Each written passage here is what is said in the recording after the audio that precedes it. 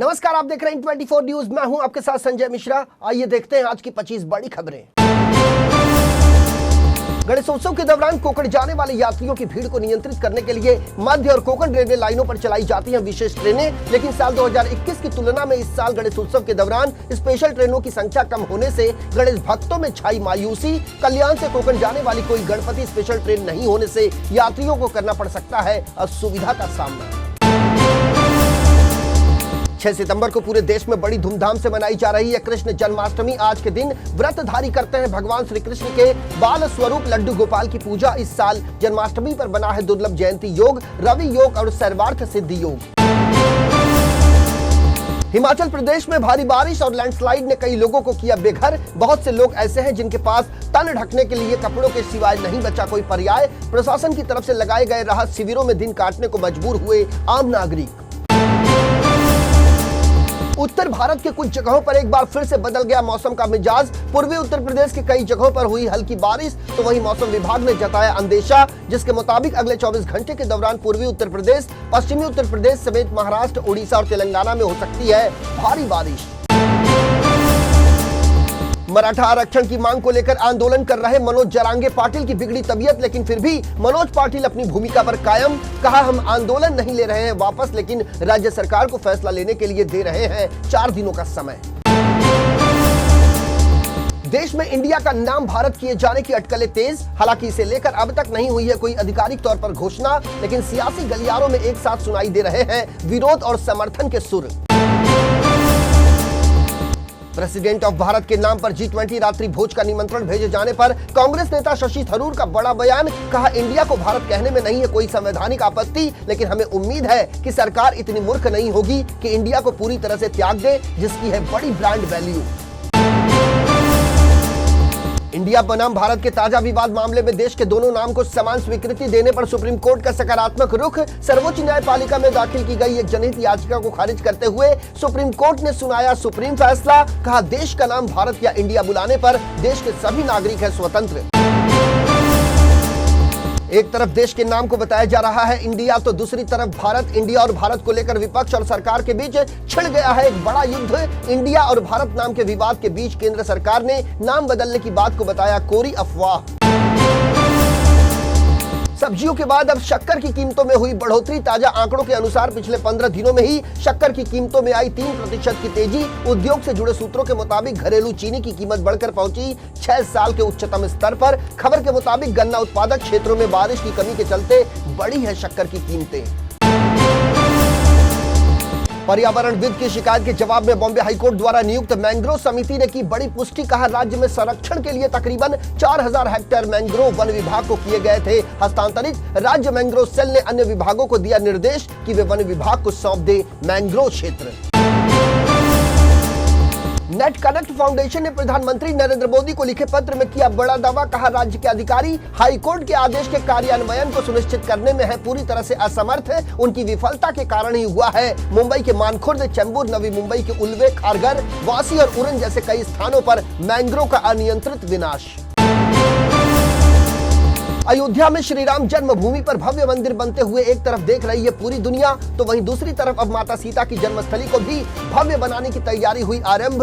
दरअसल बिहार के सीतामढ़ी में स्थित जानकी देवी जन्मस्थली को और भी विकसित करने के लिए बिहार सरकार ने दी 72 करोड़ रुपए के प्रोजेक्ट को अनुमति।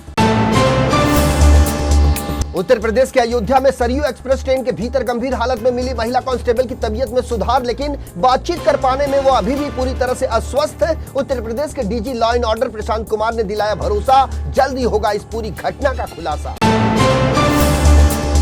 दरअसल 29-30 अगस्त की रात मनकापुर से अयोध्या पहुंची पैसेंजर ट्रेन में मिली थी खून से लथपथ अवस्था में एक महिला पुलिस कांस्टेबल। उसके शरीर पर कई जगह फटे थे कपड़े और कई स्थानों पर थे चोट के निशान, जिसके बाद जीआरपी सिपाहियों ने गंभीर हालात में उसे अयोध्या रेलवे स्टेशन से पहुंचाया जिला अस्पताल।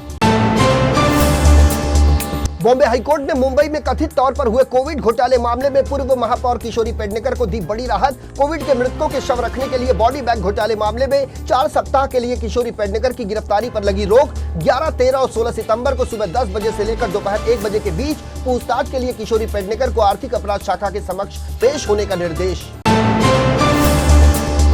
मुंबई पुलिस की आर्थिक अपराध शाखा ने भारतीय जनता पार्टी के पूर्व सांसद किरीट सोमैया की शिकायत के आधार पर दर्ज किया था धोखाधड़ी समेत आईपीसी की कई धाराओं के तहत आपराधिक मुकदमा। पूर्व महापौर किशोरी पेडनेकर समेत बीएमसी के 2 वरिष्ठ अधिकारियों को इस गंभीर मामले में बनाया गया है आरोपी। सेशंस कोर्ट से एंटीसिपेटरी बेल रिजेक्ट होने के बाद किशोरी पेडनेकर ने किया था बॉम्बे हाई कोर्ट का रुख। मुंबई सेशंस कोर्ट ने किशोरी पेडनेकर की अग्रिम जमानत याचिका खारिज करने के बाद कहा था कि पूर्व महापौर पेडनेकर पर सार्वजनिक धन से जुड़े आर्थिक अपराध का है संगीन आरोप, जिसमें मोटी रकम है शामिल। वहीं बॉम्बे हाईकोर्ट ने पेडनेकर को राहत देते हुए कहा कि मामले की जांच जारी है और इस स्तर पर हिरासत में पूछताछ की नहीं है कोई आवश्यकता। देश के झीलों के शहर उदयपुर में एक बार फिर बॉलीवुड और राजनीतिक सितारों का लगने वाला है मेला। दाम्पत्य सूत्र बंधन में बनने जा रही है फिल्म अभिनेत्री परिणीति चोपड़ा और आम आदमी पार्टी के सांसद राघव चड्ढा की जोड़ी। 23 और 24 सितंबर के लिए वेडिंग इवेंट के लिए बुक हुआ होटल लीला पैलेस। अक्टूबर महीने में शुरू होने जा रही है men's one day world cup cricket प्रतियोगिता। बिहार के लाल ईशान किशन का भारतीय टीम में किया गया सिलेक्शन। टीम इंडिया में 50 ओवर के फॉर्मेट वाले वर्ल्ड कप में जगह बनाने वाले बिहार के पहले खिलाड़ी बने ईशान किशन। गोकुल अष्टमी के दिन रात 10 बजे तक ही बनाया जाएगा दही हांडी उत्सव। पुणे पुलिस ने इसके लिए जारी की डेडलाइन। दरअसल सार्वजनिक गोविंदा मंडलों ने प्रशासन से किया था दही हांडी उत्सव के लिए रात 12 बजे तक अनुमति प्रदान करने का अनुरोध। पुलिस ने सार्वजनिक मंडलों की मांग को खारिज करते हुए सुप्रीम कोर्ट और राज्य सरकार के आदेशों का पालन करने के लिए जनता से की अपील।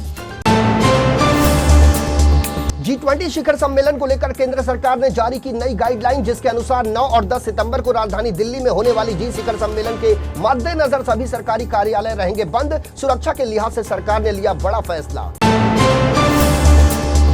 ब्राजील में इन दिनों चक्रवाती बारिश के चलते आम जनजीवन पूरी तरह से अस्त व्यस्त। देश में भारी बारिश के कारण 22 लोगों की मौत, जबकि बाढ़ की चपेट में आया पूरा शहर। तूफानी चक्रवात ने दक्षिणी ब्राजील को किया तबाह, सैकड़ों लोग हुए विस्थापित।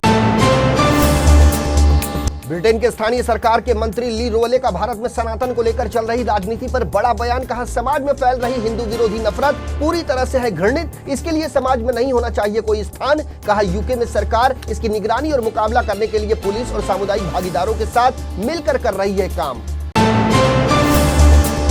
अमेरिका में एक 14 साल के लड़के की मौत की वजह बना दुनिया का सबसे तीखा चिप्स बनाने वाली कंपनी के मुताबिक ये चिप्स सिर्फ एडल्ट के खाने के लिए बनाया गया था, लेकिन सोशल मीडिया पर एक चैलेंज के चलते बिना पानी पिए ही लड़के ने खा ली बड़ी मात्रा में चिप्स। फैमिली के मुताबिक चिप्स खाने के बाद बिगड़ी लड़के की तबीयत, इलाज के दौरान अस्पताल में हुई मौत। तो ये थी आज की 25 बड़ी खबरें। देश और दुनिया की ताजा तरीन खबरों के लिए बने रहिए इन 24 न्यूज के साथ।